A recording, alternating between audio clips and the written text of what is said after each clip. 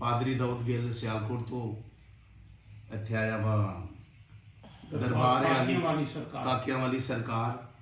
सैयद सत्तर अली बुखारी साहब के दरबार से। और मैं आके एक नवा जीवन और नवी गुफ्तगू पाई है। पहले मैं अर्ज कर चुकिया वा कि मैं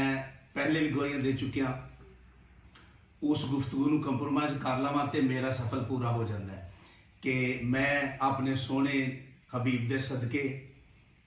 जिन्होंने मैं आखिरी नबी माना, मेरा घराना और मैं, आखरत आई आखिरी नबी तेरे, मैं सब नूं यह गवाही दे रहा वहाँ कि आखरत की पहचान करो। अगर आखरत की पहचान हो जाएगी तो आखिरी नबी की उम्मत आप ही तुसी बन जाओगे, ये दिल विच उठेगी सच्चाई। और मैं इत्थे आके जी गुफ्तगू वेखी है सो इंसानियत की